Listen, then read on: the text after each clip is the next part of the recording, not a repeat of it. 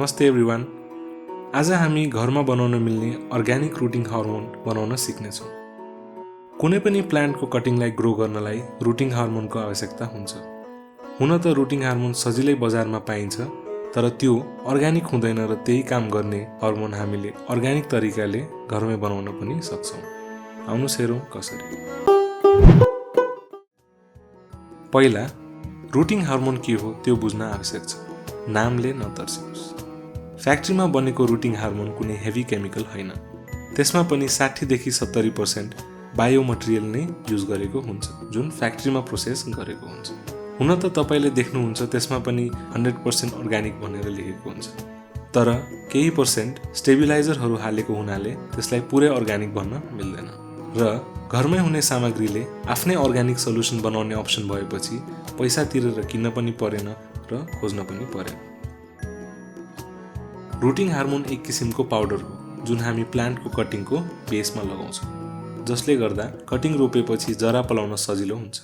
त्यसरी हेर्दा त धेरै प्लान्ट्सहरू हामीले हार्मोनको प्रयोग नगरे पनि उम्रिन्छ, तर रुटिङ हार्मोनले जरा पलाउने प्रोसेसलाई अझै छिटो र हेल्दी बनाइदिन्छ। आउनुहोस् हेरौँ कसरी बनाउने यो homemade rooting hormone or rooting solution.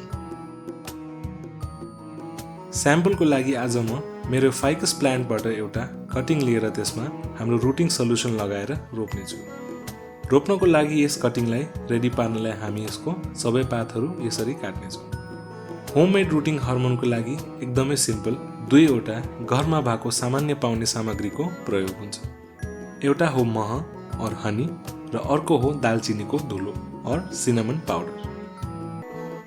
यसलाई प्रयोग गर्नलाई हाम्रो कटिङलाई लिने, पहिला 1 देखि 2 इन्च महमा चोप्ने, त्यसपछि यसलाई दालचिनीको धुलोमा चोप्ने र यसरी राम्ररी कभर गर्ने।